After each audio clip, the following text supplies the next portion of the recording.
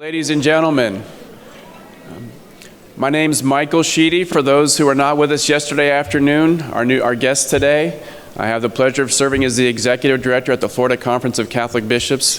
Thank you for joining us at this Catholic Days at the Capitol breakfast. Tom Horkan was the founding Executive Director of our State Bishops Conference, which began in 1969. He served in that capacity until 1994, when he became the General Counsel and Director Emeritus. We at the conference are really pleased to follow in his footsteps today. Distinguished Catholic Leader Award is presented by the Bishops of Florida to Catholic Floridians whose lives exemplify gospel values and whose work has influenced the formation of public policies or programs that have enhanced the life of the Church, deepened respect for for human life, and increased appreciation for human dignity. These are things that Tom Horkan did with great distinction, which is why he was the first recipient of this award. And today we do recognize two individuals who are most deserving of it as well. And the first of those is Dale Restinella. And in many ways, Dale Restinella has always been a distinguished Catholic leader. He's the son of Italian immigrants. He grew up near Detroit. He became very active in the pro-life movement, an active speaker involved in conferences. As a very young person, he was in high school and in college. He went on to law school at the University of Notre Dame, and he had a very distinguished career in law, becoming a partner at a very prominent firm. And then, a near-death experience, actually, that he describes as giving him a second chance at life, helped him to reset some of his priorities. This near-death experience involved a bad oyster. His longtime pastor here in Tallahassee has quipped before in reflecting on this experience that Dale received a bad oyster but found the pearl of great price. Dale began to take what Jesus said much more seriously. He and his wife Susan began to simplify their lives more and more. More time was given to ministry, to living in Christian community, to training and healing ministry, to studying theology, to ministry on the streets of Tallahassee, and to people suffering with AIDS. That path ultimately led to his serving as Catholic lay chaplain on Florida's death row. Dale's taken the gospel seriously. Matthew 25's parable of the Last Judgment comes to mind. I was in prison, and you visited me. Dale is the author of several books, including a guide for Catholic prison ministry, also a book, The Biblical Truth About America's Death Penalty, and a very exciting autobiography, Now I Walk on Death Row. A Wall Street finance lawyer stumbles into the arms of a loving God. He's written pro-life columns for the Florida Catholic newspaper for over a decade, and more recently completed a series for L'Osservatore Romano, the official newspaper of the Vatican City-State. Dale has been an evangelist at the periphery, leading many people into the church. He's inspired countless volunteers to join him in this ministry, to those in prison, and he's helped many more Catholics to grasp the fullness of the church's pro-life teachings. He has contributed greatly to Florida adopting incremental improvements that better reflect human life and dignity in the policy realm, such as requiring a unanimous jury recommendation for death sentences, something that we are working to continue to preserve. He's known to those to whom he ministers as Brother Dale. He's long been a popular speaker in the United States and in Europe, and he's been recognized by Franciscan University, the University of Notre Dame. He's also received the Pro Ecclesia et Pontifice Award. He adds another distinction today from the Catholic Bishops of Florida, which is the Thomas A. Horkan Jr. Distinguished Catholic Leader Award. So please join me in congratulating Dale Restinella.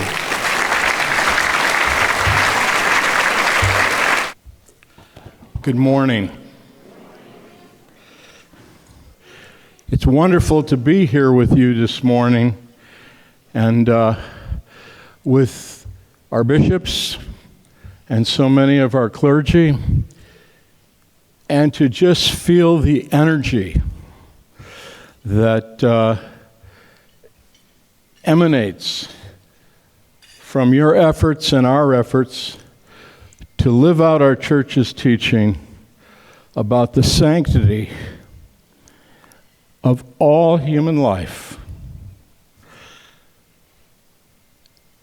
So I was asked to just share briefly, which that's a challenge for an Italian-American lawyer,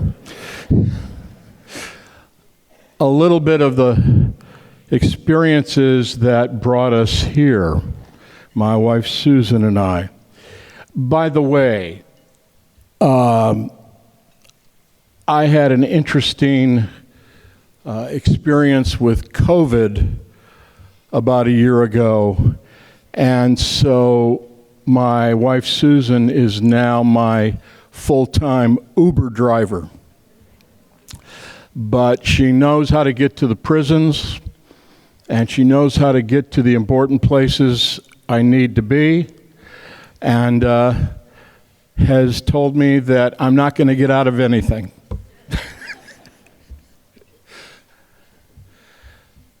Why did I end up in death row ministry? It's not some place you end up by accident. And it's all because of a guy named Tom Horkan.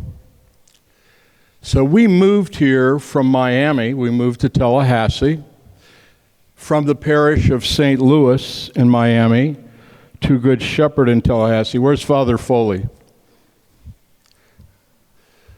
You can hide, but I'll find you.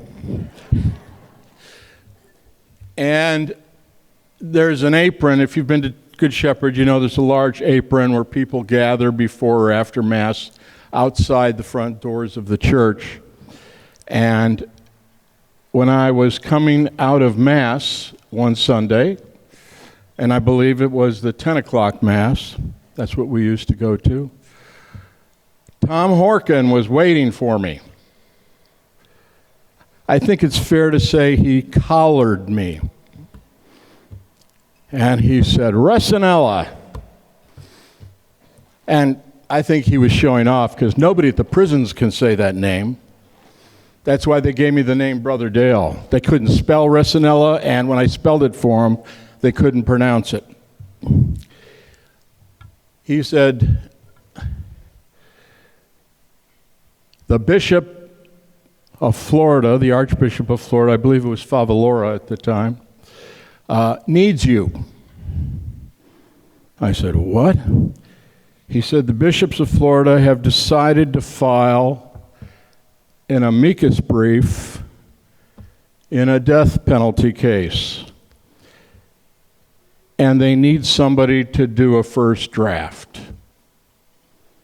I said, Tom, I handle financing. If the bishops need an airport or a water and sewer system or a hospital, call me. But I haven't been in court as a lawyer since law school. He said, so you're refusing? Should I tell the Archbishop in Miami that you refuse to help? I said, Tom, how long do I have? A year? He said, 90 days. I had never been involved with the death penalty, didn't want to be involved with the death penalty, and didn't know a thing about it. I thought I did, but I didn't. And so I said, fine, 90 days. I actually took some annual leave and picked a carrel at the FSU Law School upstairs there in their library. Found out I also had to go to the UF Law School to get some Hebrew sources. And turned it in at the end of 90 days to Tom. When I asked him, were the bishops pleased? He said, well, lawyer to lawyer, I was expecting something better, but they'll go with it.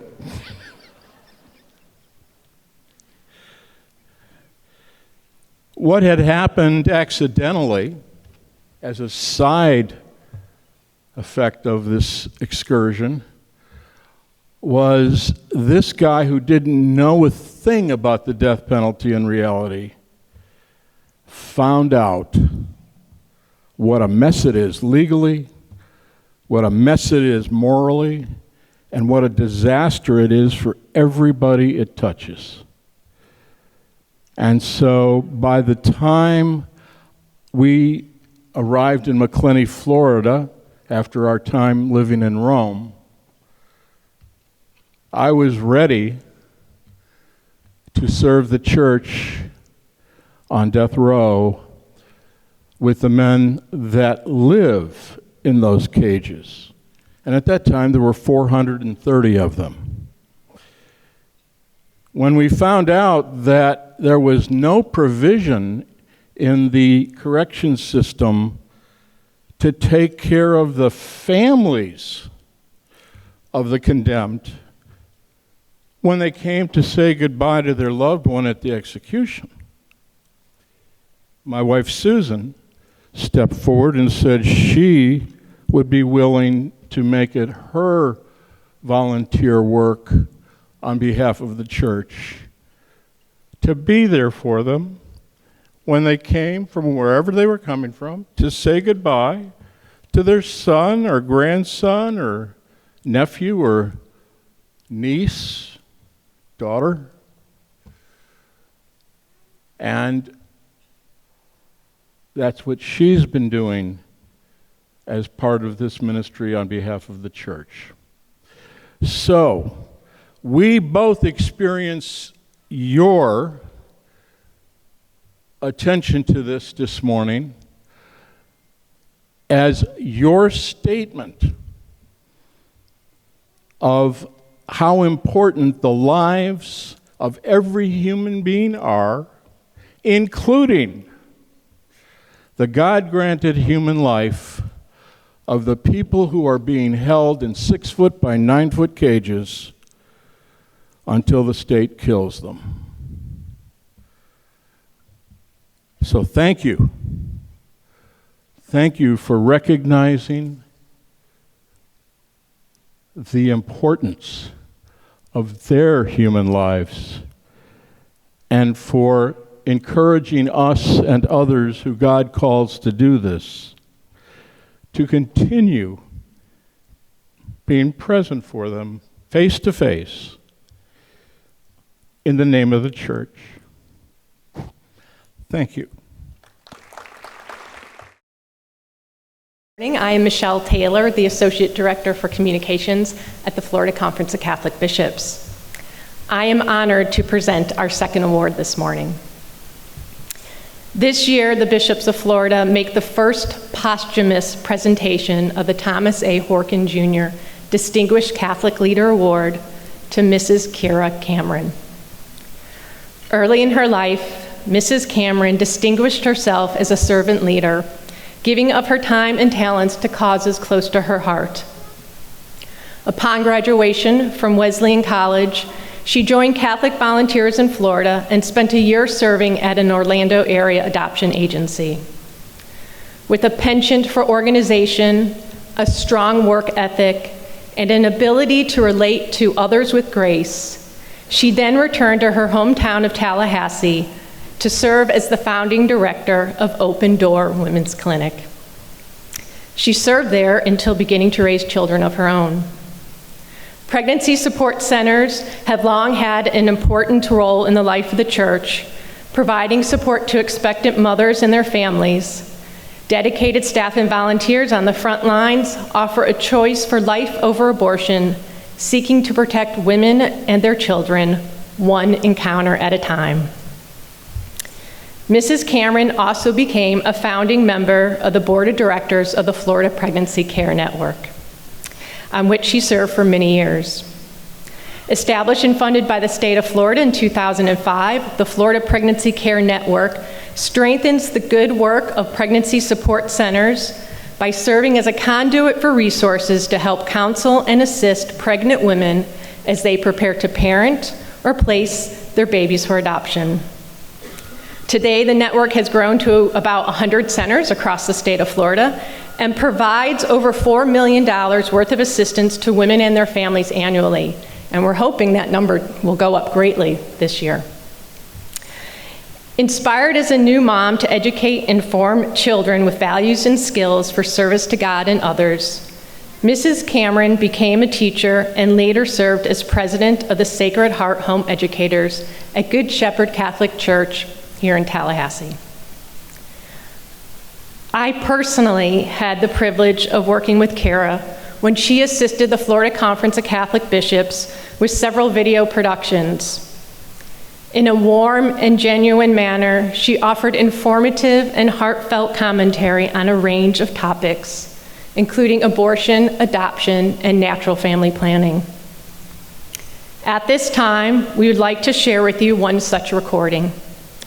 Here, Kara reflects on encounters she experienced while working at Open Door, as well as on her own adoption through Catholic Charities in the mid-1970s, when she was welcomed and loved by her parents, Dr. Brian and Wendy Sheedy, and by her big brother, my boss, Michael.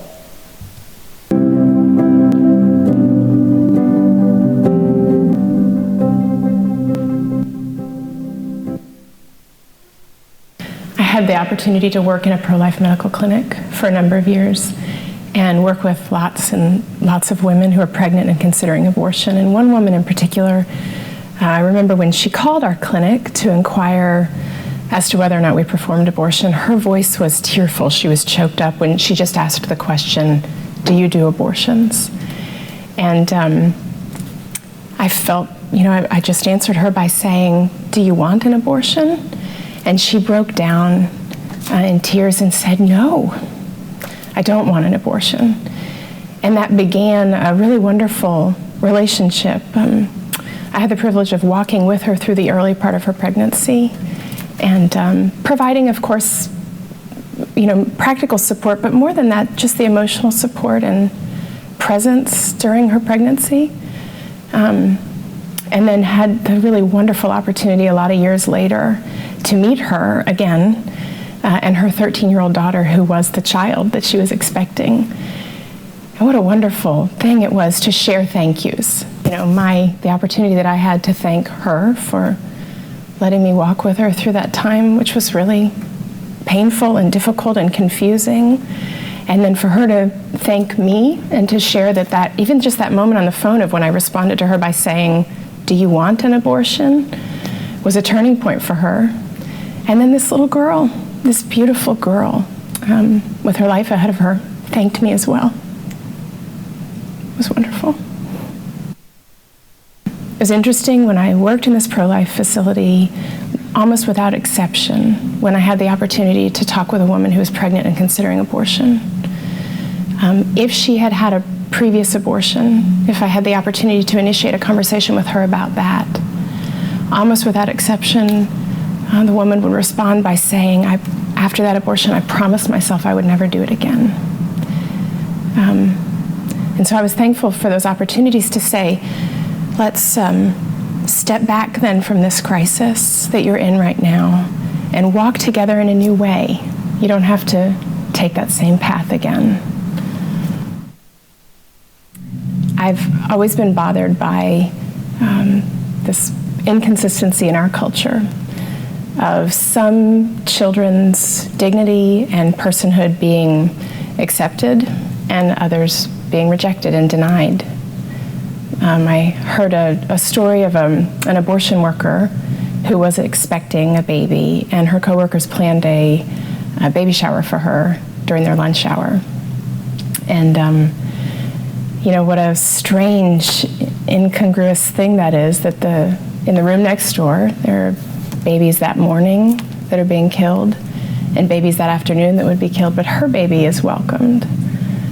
The inconsistency of that is horrible.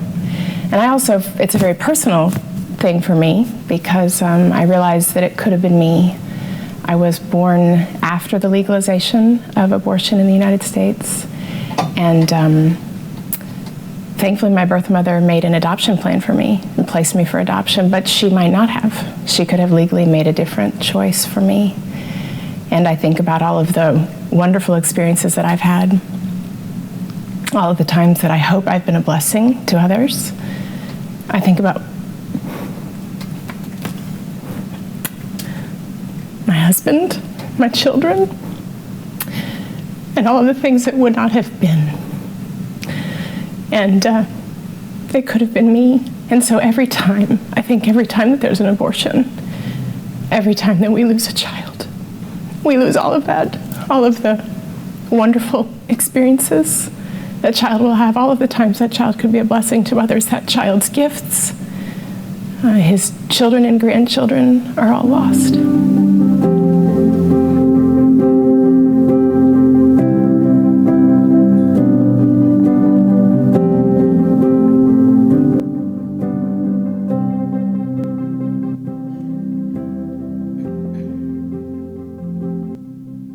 Kira succumbed to the complications from breast cancer in September 2022.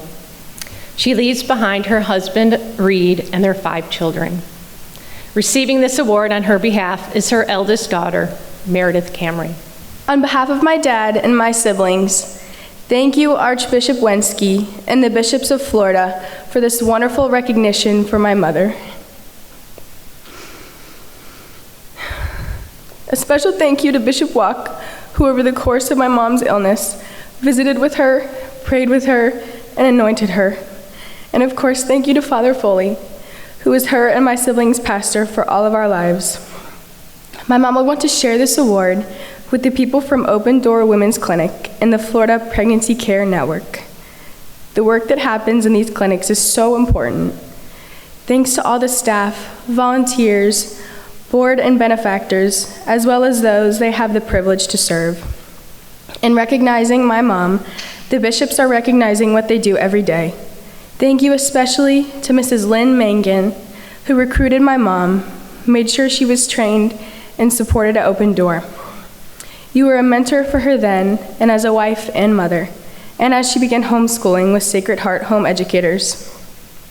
I would like to make a special shout out to Mrs. Jeanette Edwards and Carrie Daunt, and everyone from the Sacred Heart Home Educators at Good Shepherd, who were so close to Mom and have been so great to our family over the years, especially through her bout with cancer and since her death.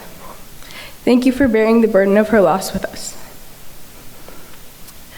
To Nana and Papa, thank you for your love and support to us all throughout her life, and for helping to form Mom in the faith, which prompted her generous service. Like Mr. Resinella, my mom had a warm relationship with Mr. Tom Horkan until his death in 2012. She thought so highly of the work of the conference, of Mr. Horkan, Dr. McCarran, and of course, her brother, Michael, our Uncle Burr. She was happy to support the conference in any way she could. This award means a great deal. My mom treasured the gift of our Catholic faith. If she were with us here now, she would probably want to offer some inspiration or encouragement. Our family has taken Jesus' appearance to the disciples on the lake as their boat was being tossed by waves as something of a mission statement. The Lord says to them and to us, "Take courage, it is I. Do not be afraid." Whatever challenges we must confront in our relationships, our families, our work, in the political sphere, wherever, we can turn to the Lord and take courage and remember his admonition not to be afraid. Thank you. Well, having had the privilege of knowing Tom Horkan, I can say with pretty good certitude that he would be very excited today that Dale Resinella and Kira Cameron have joined him among those who've been recognized by the bishops of Florida as distinguished Catholic leaders. And it's especially nice to have with us today Tom Horkan's daughter, Louise Hayes.